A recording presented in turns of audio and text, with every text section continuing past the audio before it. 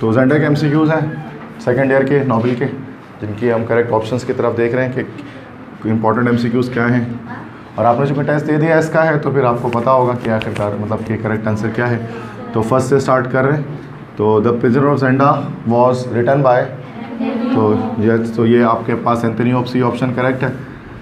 Second dash is an imaginary country where the novel took place, तो इसका answer होगा ए रूरोटेनिया, correct है ये, ठीक है। थर्ड है dash is the protagonist of the novel, protagonist आपको पता है रडोल्फ रोज़ेनडाइल है, बी ऑप्शन करेक्ट है। नेक्स्ट है the story of novel is narrated by this character, किसने स्टोरी ये सुनाई है? यस, रडोल्फ रोज़ेनडाइल ने, डी ऑप्शन करेक्ट है, इसने ये स्टोरी सुनाई है। फिफ्थ है रडोल्फ रोज़ेनडाइल वॉज आ या एन डैश जेंटलमैन, कहाँ का रहने वाला था ये? तो ये जो है वो इंग्लैंड का रहने वाला था, तो फिर English gentleman, B option. Six है which character in the novel has a nickname Bob, तो बॉब किसका निकनेम था? बॉब था रॉबर्ट बर्लिजन, सी ऑप्शन इसका निकनेम था, ठीक है। सो नेक्स्ट एमसीक्यूज़ की तरफ आते हैं।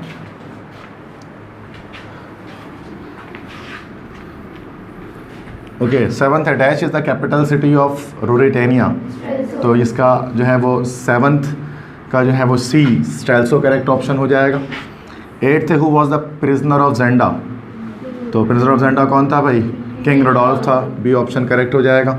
नाइन्थ है dash is the leader of the 6 scoundrels who survived at the end of novel, तो रूपर्ट ऑफ हेंड्जू था जो कि सर्वाइव किया था, जिसने, डी ऑप्शन करेक्ट है। नेक्स्ट है टेंथ है dash was the ambassador of England in Paris and also a good friend of Rudolf Rassendyll, तो ये कौन था? Yes, B George फेदरली।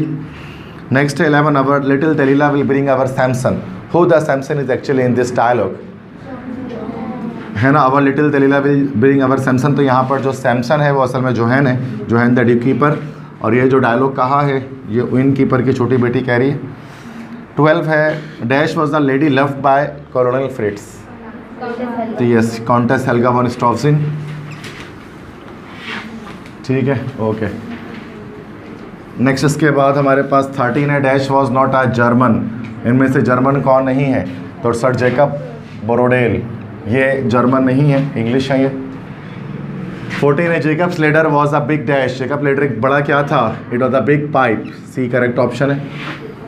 15 है dash was the only feature which was not common between King Rudolf and Rudolf Rassendyll, तो beard था जो कि दोनों में अनकॉमन था, ठीक है, तो डी ऑप्शन करेक्ट है।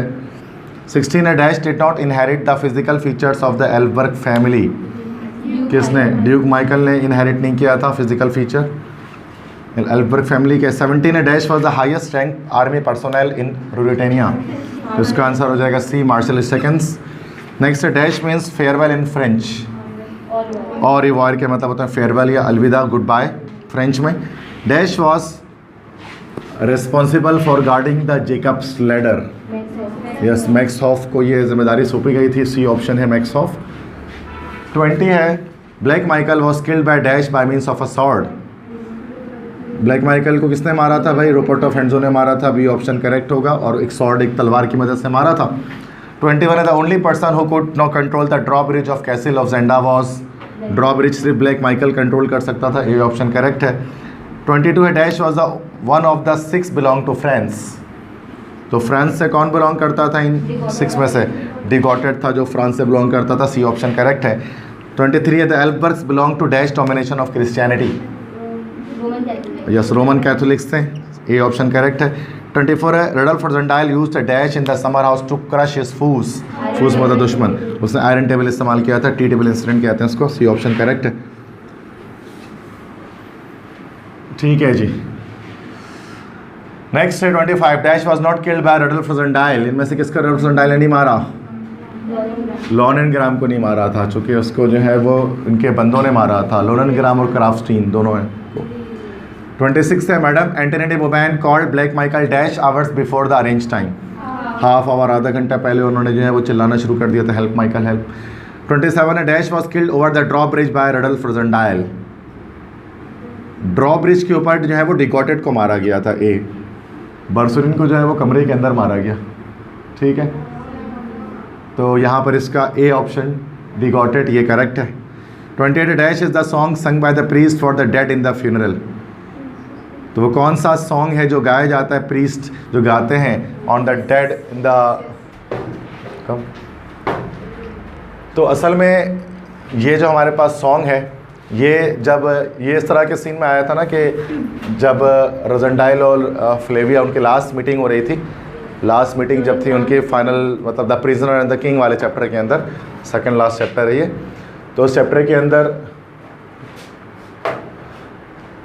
चैप्टर के अंदर जब ये बात हो रही थी, तो वहाँ पर जो है वो जब लास्ट मीटिंग थी रोजेंटाइल और फ्लेविया की, तो जब वो आपस में बात कर रहे थे तो बाहर चर्च जो था वहाँ पर, या चर्च तो था कैसल ऑफ जेंडा के अंदर एक, तो उस चर्च में जो है वो पादरी जो है वो गा रहे थे गीत गा रहे थे, या और ये जैसे हम जो है दुआएं मग़फ़िरत कर रहे होते हैं, ठीक है, मुर्दों की रूह की तसल्ली के लिए, उनकी सुकून के लिए, तो हम दुआएं मग़फ़िरत कर रहे होते हैं इस तरह से कि जनाजे के बाद दुआएं वगैरह की जा रही होती हैं। बिल्कुल वैसे ही क्रिश्चियंस भी क्या करते हैं कि वो दुआएं मांगते हैं, दुआएं करते हैं किसके लिए, अभी मुर्दों के लिए, उनके मग़फ़िरत के लिए जब वो मर जाते हैं। लेकिन उसको दुआएं मग़फ़िरत नहीं कहा जाता, उसको अलग नाम कहा जाता है, तो वो उसको मासिस कहते हैं, बी ऑप्शन, ठीक है।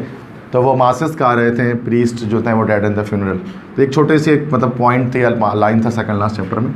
29 है, Madame Antoinette de Mauban was a dash lady, तो वो एक विडो लेडी थी, बेवा खातून थी। 30 agenda is dash kilometres away from स्ट्रेल्सो, 50 माइल्स शॉर्ट ऑफ, है ना। तो यस, बी ऑप्शन जो है वो करेक्ट है, 50 बस, ठीक है। तो that's it about the novel MCQs।